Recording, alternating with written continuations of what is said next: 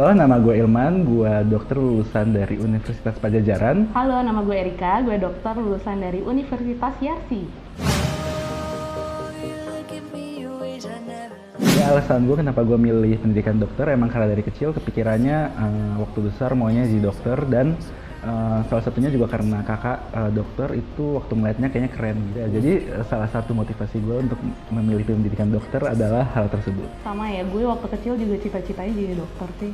Sama waktu gue ngeliat dokter anak gue waktu gue masih kecil, kelihatannya tuh kayak wah, baik, tiduan, terus kayak smart aja gitu pokoknya. Jadi pengen deh jadi dokter. Untuk susah masuk sih itu relatif lagi ya, karena emang kan pada dasarnya untuk yang peminat pendidikan dokter itu banyak ya, sedangkan kuotanya sendiri itu sedikit. Banyak. Oleh karena itu, karena saingannya banyak sehingga bisa dibilang lebih sulit dibanding bagian lain. Walaupun yang dites itu juga sebenarnya sama-sama aja kayak jurusan-jurusan lain ya gitu. Kalau pendidikan dokter sama kedokteran sama sih. Nah, jadi untuk kedokteran itu adalah payung besarnya, fakultasnya namanya kedokteran, sedangkan jurusannya sendiri itu namanya pendidikan dokter. Mungkin masih ada beberapa universitas yang di bawah. Di dalam fakultas kedokteran, jurusannya ada kedokteran umum, kedokteran, Ada kedokteran hewan. kedokteran hewan, ada juga mungkin masih yang digabung dengan keperawatan dan lain-lain seperti itu. Kalau materinya sama ya, pelajarannya sama. Yang beda Mungkin sistem belajarnya aja ada, bahkan jangankan negeri sama swasta, antar negeri sama negeri dan swasta sama swasta aja beda-beda. cara belajarnya tuh berbeda tergantung dari universitasnya itu sendiri. Cuman dasarnya sih sama ya, kita dikasih kasus buat belajar dari penyakit langsung, terus nanti dari kasus itu kita pelajari lebih dalam untuk masalah sama yang kedokterannya. beda biayanya. Itu sih. Biayanya beda. Cari waktu itu kampus yang akreditasinya A, yang swasta ya waktu itu yang A salah satunya Yarsi. Ya karena akreditasi itu juga penting karena nanti di salah satu jenjang pendidikannya ada koasisten. Dimana koasisten itu kita belajar langsung untuk menghadapi pasien dan Di rumah sakit. Sebaiknya memilih universitas yang ada rumah sakit pendidikannya sendiri. Karena itu biasanya pendidikannya tuh lebih terpusat. Jadi tidak ada perbedaan antara sistem pengajarannya antara satu rumah sakit dan rumah sakit yang lain seperti itu. Mungkin juga yang menjadi pertimbangan lain ya biaya, mungkin harus juga dicari tahu biayanya antara universitas ini dan yang lain bagaimana. Tapi Karena emang swasta atau negeri bahkan swasta antar swasta aja itu beda, negeri sama negeri beda. Jadi emang cari harus tahu aja sih sendiri di web masing-masing universitas.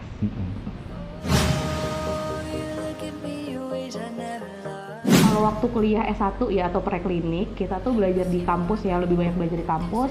Ada kayak kuliah tuh kayak kelas besar gitu ya, satu kelas isinya kalau gue 150 orang. Gue sih sampai 200-an ya. Oh, wow.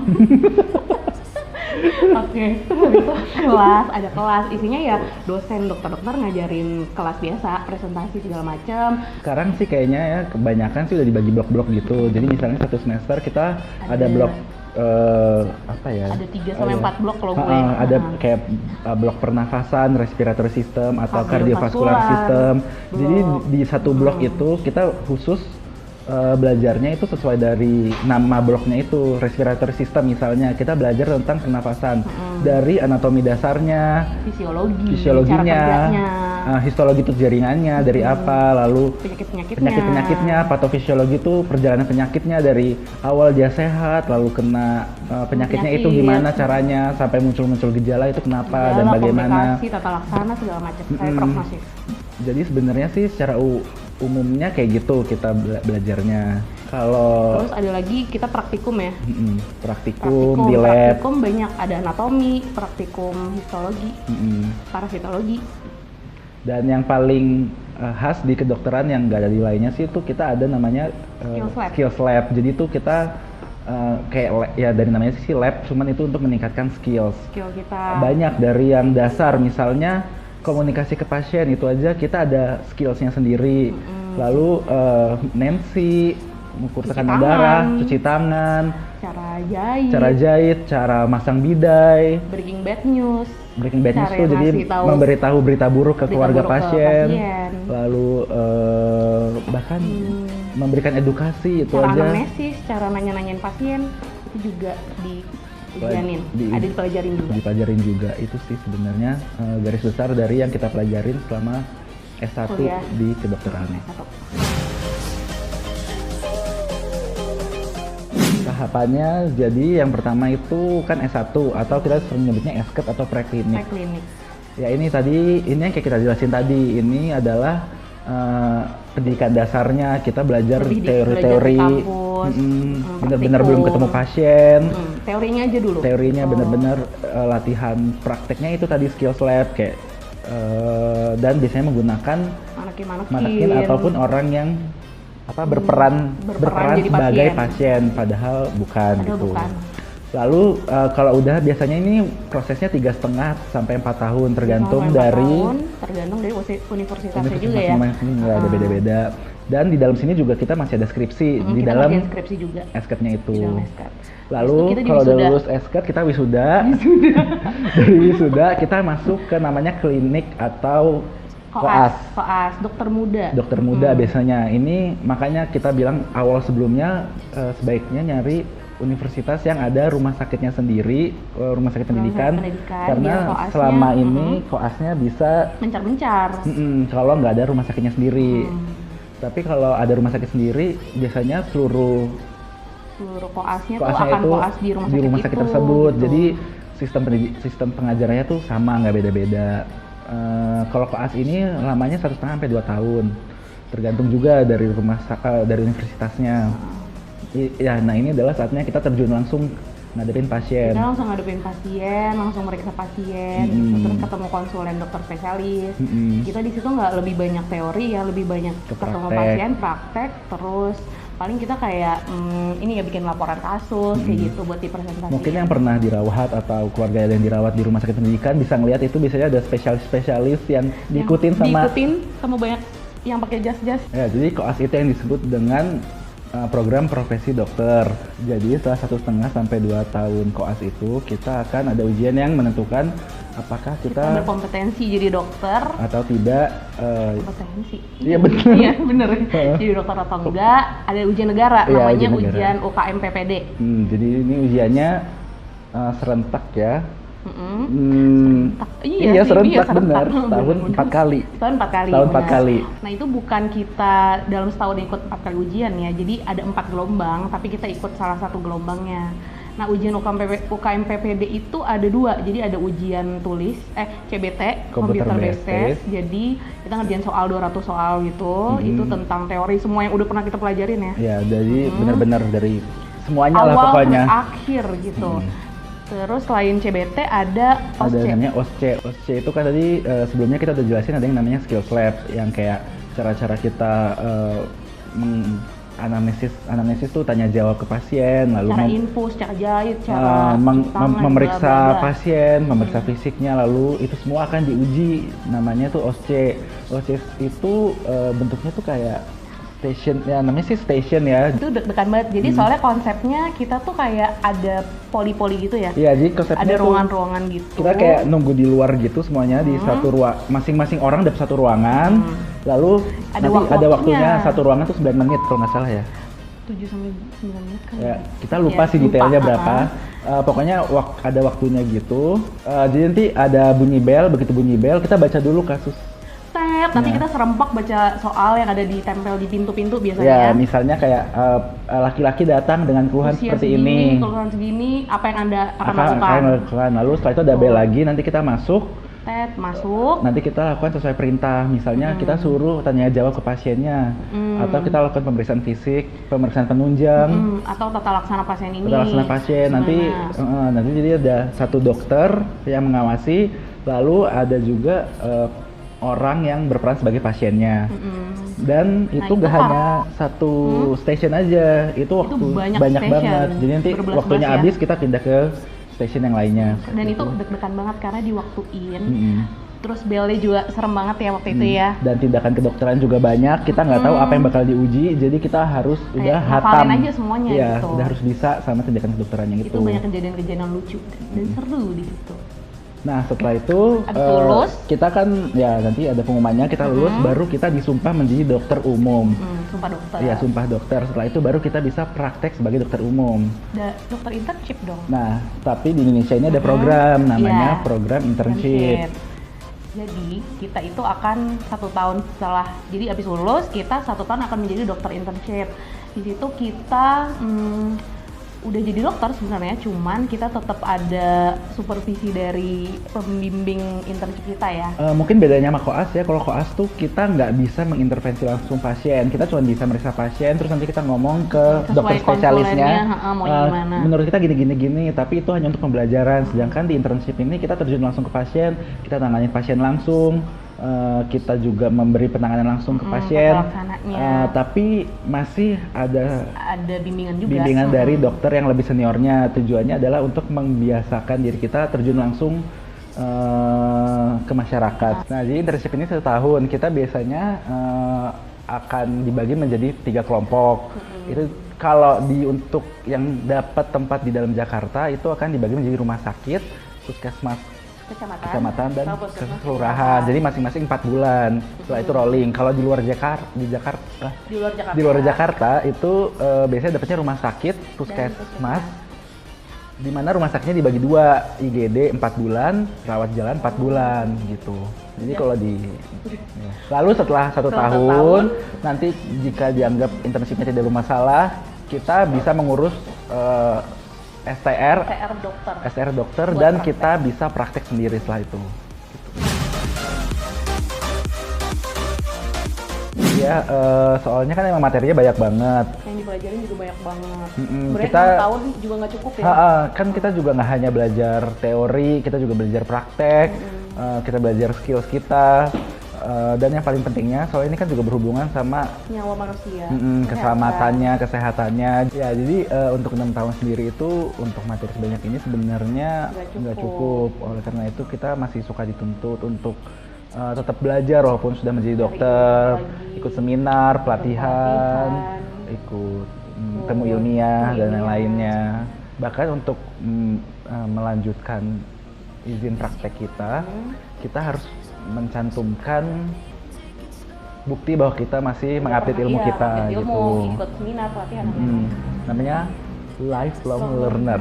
Apalagi profesi dokter ini kan menyangkut sama nyawa, kesehatan, terus ya pokoknya sangat berbahaya kalau kita tidak mengupdate ilmu dan asal-asalan.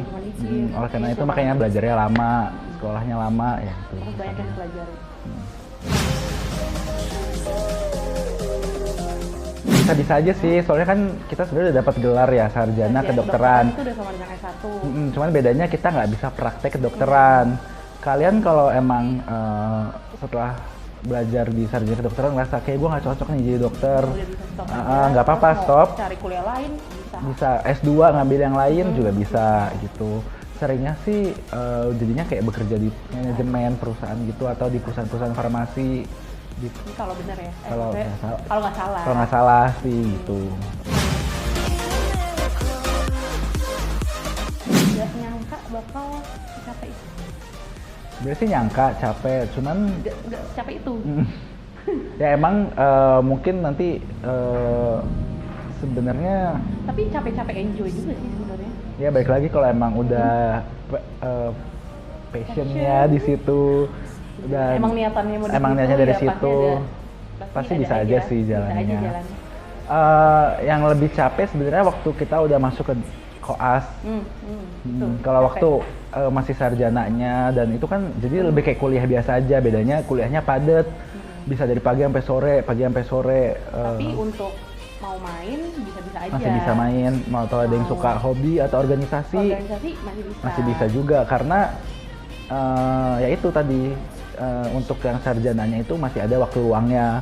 Kalau untuk yang koas itu emang susah karena kita ada jaga malam. Jadi bisa aja Dari kita paginya ikut koas biasa, lalu malamnya jaga malam di IGD, lalu habis itu dinas pagi lagi. Jadi waktunya emang agak kurang. Jadi pun kurang. di rumah sakit lebih dari 24 jam itu sering. Jadi daripada main gue lebih milih istirahat untuk koas. Ya. Itu balik lagi, jadi kan di koas itu nanti dibagi, ada misalnya sekarang di bagian penyakit dalam, bedah, syaraf, dan lain-lainnya. Itu tergantung lagi ke bagiannya. Bagian-bagian besar sih jaganya banyak ya, yang kayak bedah, penyakit dalam, anak, objin, nah itu jaganya banyak. Cuman kalau bagian-bagian kecil kayak mata, stase kulit, stase kardiologi, itu nggak adanya jaga. Siapin paling mental ya? Iya, sama waktu, karena bakal sering banget nggak tidur malamnya, bahkan udah ketemu keluarga juga jadi sering, jadi jarang. Pas harus juga malam, apalagi kalau misalnya koasnya di luar kota, gitu kan. Kalau koas juga harus siap-siap aja, siap mental dimarahin. Siap mental dimarahin. Sama spesialisnya, karena emang tujuannya biar kitanya lebih paham dan lebih ngerti gitu. Walaupun dimarah-marahin bukan yang jadi gimana ya, tapi jadi seru kok, ada cerita lah nanti. Kalau misalnya kejadian yang kocak-kocak tuh paling sering di koas, karena di koas itu kita ya gitu. Interaksinya juga banyak kan, sama keluarga pasien, sama pasiennya, sama dokter konsulen. Baik sampai yang kalau bisa sama residennya juga. Residen tuh adalah yang lagi ngambil pendidikan spesialis itu. Banyak sih kejadian kocaknya sebenarnya. Kejadian dimarahin aja itu bisa jadi kejadian kocak gitu. Kayak misalnya kalau ini bukan kejadian kocak tapi agak-agak mengharuskan ya. Jadi kan kerjaannya koas itu kan setiap hari follow up pasien, yang meriksain pasien nih dia lagi, apalagi kalau dia dirawat inap ya ketemu dia lagi, besok ketemu dia lagi, kita periksa dia lagi. Nah suatu hari dokter konsulennya visit itu tuh kayak apa sih, meriksain pasiennya ya. Nah jadi dokter yang meriksain pasien, koasnya ngintil di belakang. Ada satu pasien yang emang udah ketemu gue mulu nih setiap hari. Terus di dalam pasien itu dokter konsulen gue tuh kayak nanya-nanyain koas, nanya-nanya ke gue gara-gara itu kan pasien gue. Terus ini gimana? Gak bisa jawab dong sebagai koas yang dulu. Terus habis itu udah mulai tersudut, tiba-tiba pasiennya bilang, dokter jangan marah-marahin dokter saya dong, ini yang rawat saya setiap hari. Wow, di depan dokter bedah syaraf.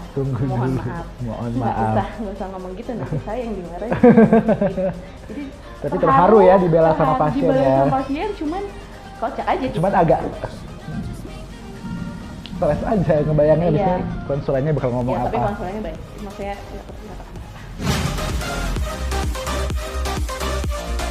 bisa mitos, bisa fakta. Kembali lagi ke universitas masing-masing. Kalau gue waktu itu biaya segitu ya nggak ada tambahan juga kan, suka ada yang beli kadaver buat praktikum anatomi tuh. Tapi di gue nggak. Di gue juga sih, dari semuanya biayanya udah murah, terus nggak ada tambahannya lagi, udah.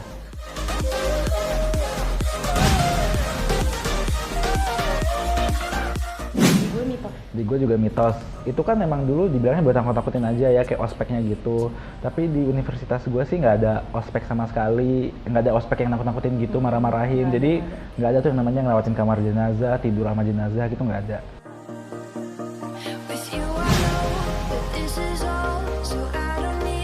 Bisa mitos, bisa fakta. Itu balik lagi ke dokter apa dulu? Umum atau spesialis. Kerjanya di mana? Lalu senioritasnya, karena semakin senior biasanya semakin senior biasanya makin banyak. Terus ya gitu. Dan jadi bisa mitos, bisa fakta ya gitu.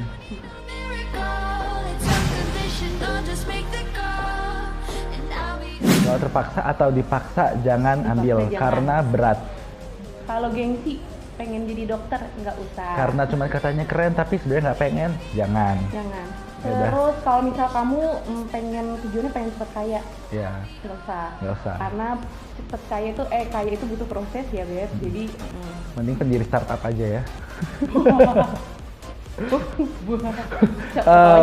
Apalagi ya? Oh ya, kalau nggak mau kehilangan waktu tidur atau waktu kumpul sama keluarga, karena kayak tadi yang dibilang itu Akan tuh banyak bakal waktu yang terbuang buat jaga dan belajar.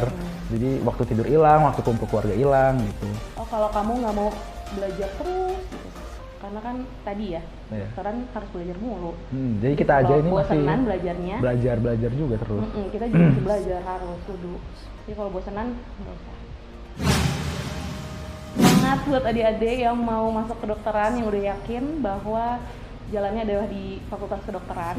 Dan semoga yang masih ragu-ragu mau kedokteran atau enggak lebih dimantepin lagi, karena tadi kayak yang kita bilang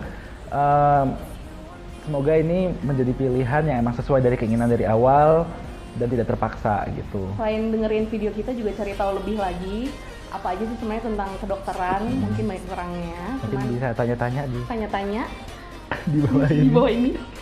Pokoknya semangat terus buat adik-adik semuanya. Kita Dan doain semoga keterima di pendidikan dokter ya, ini yang sesuai kalian keinginannya. inginkan. Dan Terus kita tunggu, tunggu jadi menjadi teman sejawat kita. Dadah! Dadah. We don't need no miracle. I think we've seen it all. Just make the call. I'll come running over. We don't need no miracle. It's unconditional. Lu bisa tahu Gaby kan ujian terus dia Dia tuh pakai kayak ini ya? universal precaution ya. Kok universal precaution dia pakai celemek gitu-gitu. Celemek. Tapi kan panik terus dia udah ke stasiun selanjutnya masih pakai celemek gitu. Aduh. Terus Iya, gua dokternya ingat bilang, tuh cerita. ke bawah. Iya. Gue waktu jahit dong, gemetaran banget kan, Beb. Gue bisa kayak panas gitu. waktu nyunat licin gak sih kondom? Lu pakai kondom gak? Gue pakai ini handscoon. Oh nggak ada station nyunat. Station unit maksudnya, tapi Oh, tapi kulitnya pakai pakai handscoon ya? handscoon. Yang waktu itu pas jahit kan Erika anaknya keringetan banget ya. Gue juga sih. Terus dokter sambil ngatin, Gak ada sterilnya. maaf dokter, lanjut aja. Terus malu banget gua. Tapi pas kondom tuh kan licin ya. Jadi pas mau jahit tuh ngorot lagi terus kayak, terus Maaf ya, dibuka-buka. Dok. Oh, kondom itu ceritanya kulupnya. Iya, jadi kita tuh dibuat kondom biar kayak kan ada model terus ditutup kondom gitulah intinya.